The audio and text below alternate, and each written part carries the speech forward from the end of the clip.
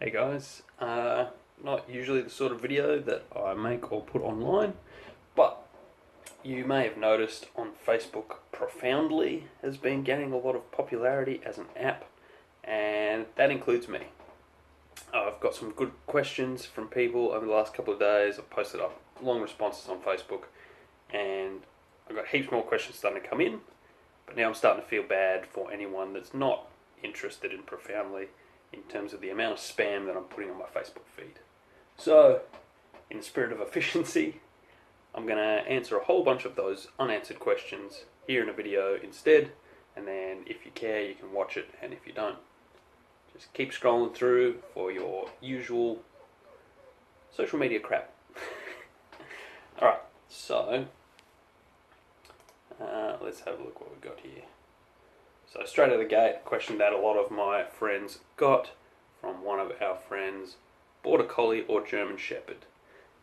A lot of people sort of half answered it or didn't answer it. For me, it's a pretty easy answer. German Shepherd. My very first dog when I was a very small boy. I think my parents actually got her before I was born. It was named Tessa. She was a German Shepherd. She was beautiful. She was lovely. I know they're a big dog. I know that there are people who have issues with dogs, particularly big dogs, and breeds that are seen as like military or police or guard dogs or whatever. Walking Tessa, you would have people cross the street to get away from her. And yeah, I know that you have those sorts of issues. Border Collie, much more working dog. There are still people that are afraid of dogs that would have issues with them, but you're much more likely to get the "can I pat your dog" reaction than you do with a German Shepherd. I still, personally, would love a German Shepherd. So, let's meet a lot of hair. A lot of hair. Both of those breeds, a lot of hair. Not really inside dogs. Let's continue with the pet theme. Someone has given me the choice. If I had to choose, would I forever have basic hay fever or be horrifically allergic to my pets? Again, it's a very easy one.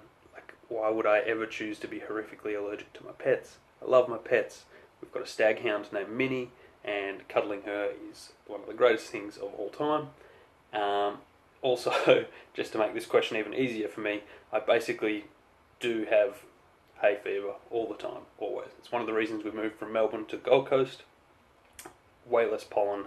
I still, even in the beautiful 23 to 27 degrees and sunny every day, all day, I still get sniffly. Still one of the first people around the office to get a cold every time. Drip at the back of the throat, itchy eyes, all that sort of stuff. It happens, but yeah, it's way nicer, way easier to deal with up here than what it is down in Victoria. So yeah, I'll stick with the current basic hay fever I have instead of not being able to cuddle my dog. You can probably hear her whinging in the background because she wants to come in and I closed the door. Guilty shame that I have that I really enjoy. Yeah, it's a pretty straightforward question, but particularly recently as I grow older, I'm trying to make a point of not feeling guilty for the things that I'm passionate about. And even things I'm not passionate about, I just like. It's cool. Like, people like things. That's what they're for. So I got a lot of stuff that people know that I like. One of the things that is probably not as obvious unless you follow me on Twitter, where I just spam all the things I like and don't care how confusing that is for my followers, is professional wrestling. So, as a young kid, my brother and I were interested in it, but didn't really know anything about it.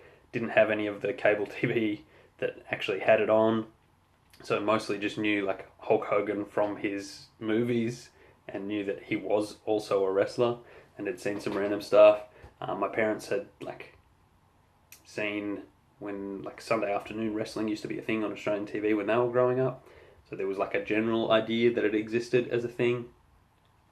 And then obviously Attitude Era WWE was big enough in sort of the pop culture of our generation that you knew who The Rock and Stone Cold and Mankind were.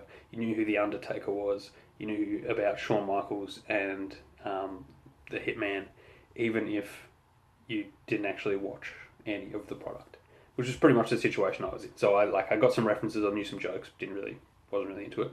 And then as a teenager, when we got Foxtel and suddenly they had SmackDown and Raw and I could watch wrestling, I started watching wrestling. And yeah, it was when it was like the guilty shame type thing. Everyone else in my family, like, what's the point? Like, it's not a real sport. If you're gonna watch sport, you might as well watch sport. The acting's not good, all that sort of thing. But as I've gotten older and I've come back around to it, it's from an acting perspective, it's not about them being good actors. A lot of them aren't. But if you're going to watch trashy TV, and it is very trashy TV, particularly like all of the biggest brands have had issues with storylines that are hugely problematic, and the McMahons are no saints. But if you are going to watch trashy TV and enjoy it, find something that you like. And for me, if I'm going to watch a soap opera, I would rather that soap opera be performed by stuntmen and women doing crazy shit physically in between as they tell a story. The weird thing, and that makes it kind of like a weird guilty shame thing, I guess, for me, is that I don't even actually watch the wrestling. What I currently watch as I'm just going to watch this, is wrestling YouTube. So I watch a lot of videos with people reviewing wrestling. I listen to podcasts with people talking about wrestling, and then only for like probably Royal Rumble, WrestleMania, some of the takeovers, because NXT is actually better than the main brand, if that means anything to any of you that don't already know it. Yeah, there's indie shows and big shows that you hear enough about and there's good reviews that I'll actually hunt it down and watch it. But Lucha Underground is something that I just wish was available in Australia to watch, because it takes it even more extreme of wrapping it all up as basically being like a crime drama with like undead and cops and all sorts of shit. It's a normal TV show with wrestling as part of the storytelling device instead of anything else that you might watch. So I guess it's a guilty shame because I know it's not good quality TV compared to the things that I would like to. If I was a creator, there's a lot of other projects I'd be more proud of writing or directing or performing in. But I really enjoy it, which means that they're doing the job. Also, the movie The Wrestler is really good, and you should go check it out. That's probably long enough for the first video. We're coming up on 8 minutes. So if you want to keep sending me messages, I will probably answer them in more videos. I've got a bunch more that I haven't got to yet.